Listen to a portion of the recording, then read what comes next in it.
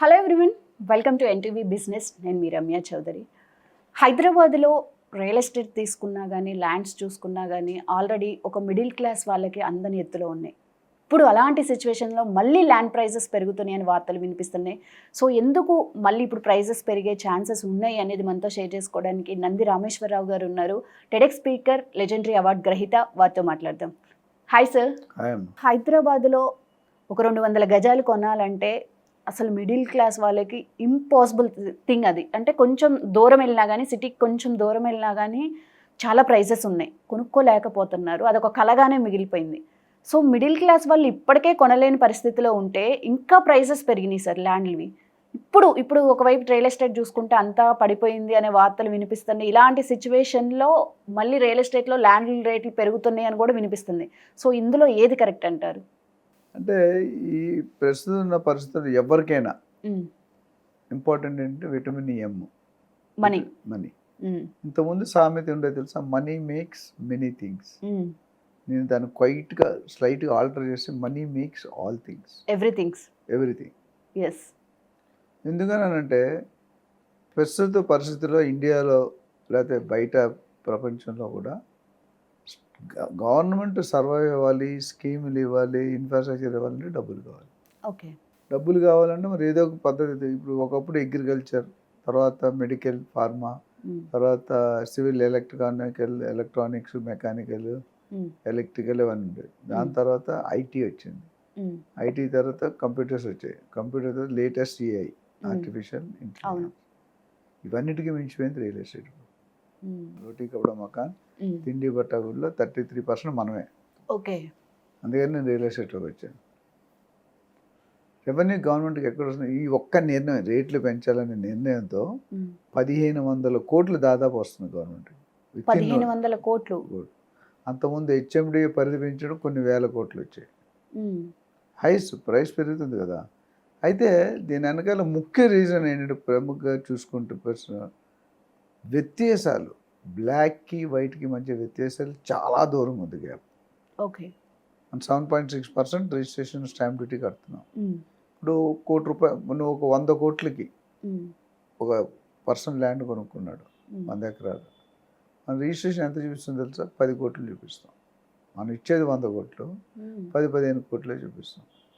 ఈ మాట అందరికీ తెలుసు, ఓపెన్ సీక్రెట్, ఎవరికి తెలియదు. అందరికీ, బిల్డర్కి, గవర్నమెంట్ అందరికీ తెలుసు. కానీ మిగిలిన 90 కోట్లు ఎటు వెళ్తున్నట్టు? బ్లాక్ అమౌంట్లో వెళ్ళిపోతుంది. దాని వాల్యూ రికార్డు కావట్లేదు. మీరు సబ్ రిజిస్టర్ ఆఫీసర్ కూడా ఎంత కొన్నాడో కరెక్ట్గా తెలియదు. మీరు ఒక దగ్గర ల్యాండ్ కొన్న రిజిస్ట్రేషన్ మీరు ఏం చేస్తే అఫీషియల్ వాల్యూ చెప్తారు. అఫీషియల్ వాల్యూ 10 కోట్లు, అంటే 100 కోట్లు 10 కోట్లు ఉంది, లేకపోతే 20 కోట్లు. ఓకే. మిగతా 80% కహా జా రా హై కిసీకో మాలూమ్ నహీ. సో ఆ వ్యత్యాసాన్ని తగ్గించడానికి రేవంత్ రెడ్డి గారి ప్రభుత్వం ట్రై చేసింది. ఓకే. 2024లోనే పెరగాల్సిన రేటు మొన్న పెరిగాయి. ఎందుకంటే 2 సంవత్సరాలు పట్టింది వాళ్ళు, 1.5-2 years. ఎంత పర్సెంటేజ్ పెరిగాయి sir? 25 to 100% depending on area to area. Huge. అందుకే 1500 కోట్లు వస్తుంది. ఇప్పుడు మీరు 2018-19లో 40 కోట్లు ఉండేది ఎకరం కోకాపేటలో. 2023లో 100.75 కోట్లు అయింది. 25లో 177 కోట్లు అయింది. మొన్న 237 కోట్లు అయింది. ఇంకో నెక్స్ట్ ఆక్షన్ ఉంటే 250, ఆ నెక్స్ట్ ఆక్షన్ 300 కోట్లు పక్కా. కానీ గొప్ప సీక్రెట్ ఏంటంటే ఇప్పటికీ హైదరాబాద్లో రేట్లు తక్కువ compare to other Indian states. So ఆ డిఫరెన్స్, వ్యత్యాసం తగ్గించారంటే 10 కోట్లు ఏదైతే వాల్యూ అన్నానో, 100 కోట్లు 10 కోట్లు అని, ఆ 10 కోట్లని 50 కోట్లు చేశారు. మరి దీనివల్ల వచ్చే బెనిఫిట్ ఏంటి? 10 కోట్లకి మనం 7.6%, ఇప్పుడు 50 కోట్లకి 7.6%, అంటే 400 times పెరిగింది. ఒక్క డీల్కి చెప్తున్నా. అలా ఎన్ని డీల్ అయినా మీకు తెలుసు, ఎన్ని ఎకరాలు అమ్ముతున్నారో తెలుసు. అది ఒక side of the coin. So అది ఒక మంచి స్టెప్. ఎందుకంటే బ్లాక్ మనీని తగ్గించాలనుకుంటే it's good step. Right. But ఇప్పుడు చూసుకుంటే సిచ్యువేషన్స్ గ్లోబల్ వైడ్గా ఈవెంట్స్ జరుగుతూ ఉన్నాయి. అంటే క్రైసిస్ చూస్తూ ఉన్నాం, ఫైనాన్షియల్ క్రైసిస్. సో మరి ఇప్పుడు ఇంత క్రైసిస్లో ల్యాండ్ ప్రైస్ పెంచడం అనేది ఎంతవరకు కరెక్ట్ అంటారు? అది 50-50 బ్రిటానియా. ఒక విధంగా కరెక్టే, ఒక విధంగా ఇబ్బంది. ఎందుకంటే గవర్నమెంట్ డబ్బులు ఎంత వస్తాయి, గవర్నమెంట్ ఎలా నడపాలనేది వాళ్ళ ప్రణాళికలు వాళ్ళకు ఉంటాయి. బయ్యర్ ఎప్పుడు నాకు ఎంత తక్కువలో దొరికితే అంత మంచిది అనుకుంటాను. సో ఇక్కడ ఈ వాల్యూ పెరిగినది రెండు, ఒకటి గవర్నమెంట్ క్యాపిటల్, అమ్మేవాడికి క్యాపిటల్ గెయిన్స్ పడుతుంది, ఆ మిగతా ఏదైతే బ్లాక్ వైట్ పోర్షన్ ఏదో. రెండోది బయ్యర్ ప్రూఫ్ ఆఫ్ ఇన్కమ్ చూపించాలి. ఓకే, రెండు ఛాలెంజ్లు. అయితే సామాన్యుడు, ఈ పెద్దవాళ్ళకి పర్లేదు, పెద్ద సెలబ్రిటీలు వాళ్ళకి doesn't make any difference. But కింద వాళ్ళకి ఎల్ఐజీ ఎంఐజీ సెగ్మెంట్స్ ఏవైతే ఉన్నాయో వాళ్ళకి డిఫరెంట్గా కొద్దిగా ఇంపాక్ట్. అయితే దాన్ని కూడా గవర్నమెంట్ కూడా నాకు పర్సనల్ ఒపీనియన్ దాన్ని కూడా ఆలోచన చేయాలి. ఎస్, అంటే ఒక మిడిల్ క్లాస్ వాళ్ళని కూడా పరిగణనలోకి తీసుకోవాలి కదా. తీసుకోవాలి. As a government your state leader, state cabinet ఎవరైతే బిల్ పాస్ చేసే ముందు సామాన్యులను కూడా దృష్టి పెట్టు. అంతకుముందు ఒక సెక్షన్ ఉంటుంది ఈడబ్ల్యూఎస్ అని, ఓకే, ఎకనామికల్లీ వీకర్ సెక్షన్. మనం కట్టిన 100% 5-10% అంటే కాస్ట్ ఇవ్వాలి. అది మధ్యతరగతి వాళ్ళకి, ఎల్ఐజీ గ్రూప్ వాళ్ళకి. ఇప్పుడు ఇంత రేటు పెంచితే ఆ సొంత ఇంటి కళ అని ఆలోచించడం కూడా భయపడుతున్నాడు. అవును, అది కొద్దిగా ఆడ్గానే ఉంది. దాని మీద ఏమైనా గవర్నమెంట్ సపోర్ట్ ఇస్తే ప్రజలకి మేలు చేసిన వాళ్ళు అవుతారు. ఎందుకంటే ఓటు మనం వేస్తేనే కదా గెలుస్తున్నారు. ఎవరైతే ఓట్లు వేసి మనం గెలిచి వాళ్ళని ప్రొటెక్ట్ చేయాల్సిన బాధ్యత కూడా గవర్నమెంట్ మీద ఉంది. అయితే మా తరపున రియల్ ఎస్టేట్ తరపున బిల్డర్స్ కానీ ఏజెంట్స్ కానీ అందరూ కూడా స్టాంప్ డ్యూటీ పెంచొద్దన్నాం. ఇప్పుడు ఆల్రెడీ 7.6 ఉంది, పెంచితే 10%, 9%. అది తగ్గిమన్నాం. అంటే 7.6 5-4 తీసుకురండి. క్రికెట్లో డబుల్ స్పిన్ అటాక్ అని ఉంటుంది. క్లోజ్ ఫీల్డింగ్ పెట్టి ఇటు స్పిన్నర్ అటు దగ్గర పెట్టేస్తారు ప్రెజర్లో ఉన్నప్పుడు. ఇక్కడ ఏమో ఇది పెంచితే ఇంకా జనాలు అసలు ఇల్లు కొనడం మర్చిపోయి వేరే దగ్గరికి వెళ్ళిపోతారు.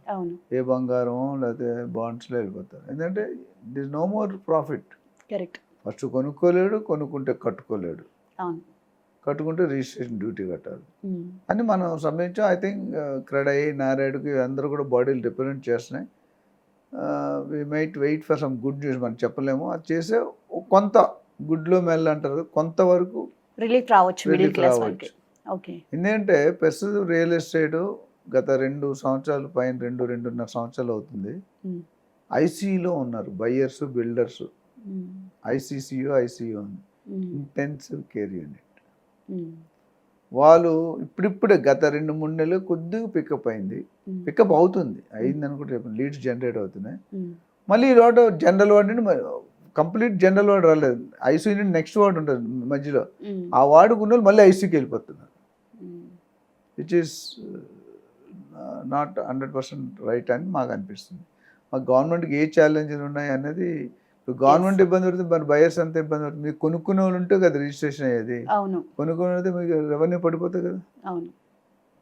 రేట్లు ఏం తగ్గలేదు, బిజినెస్లో రేట్లు మాత్రం పెరుగుతూనే ఉన్నాయి. అది కొనేవాడు కూడా తగ్గిపోలేదు, ట్రేడింగ్, షార్ట్ టర్మ్ ట్రేడింగ్ తగ్గిపోయింది. సో ప్రాబ్లీ గవర్నమెంట్ ఈ రియాక్షన్ చూసుకొని కొంత దృష్టి సాధిస్తే కొంతవరకు మేలు జరిగే అవకాశాలు కనిపిస్తున్నాయి. But we cannot tell 100% that it will reduce. తగ్గిస్తే మాత్రం సామాన్య ప్రజలు ఎంతో ఆనందిస్తారు. ప్రతి మనిషికి కూడా సొంత ఇంటి కల ఉంటుంది. కనీసం ఇల్లు విల్లా కాకపోయినా 100-200 గజాలు ప్లాట్ కొనుక్కోమని నేను సజెస్ట్ చేస్తాను. ఎందుకంటే నువ్వు రెంట్ ఇంట్లో నీ బిజినెస్ వస్తే రెంట్ కట్టలేవు, ఉద్యోగం పోతే రెంట్ కట్టలేవు. అప్పుడు కనీసం ఆ టెనెంట్ని బయట వేస్తారు ఓనర్స్. అప్పుడు మనం 100 గజాలు గుడ్స్ వేసుకొని పచ్చడి మంతులు తిని బతకొచ్చు. Right sir, thank you so much.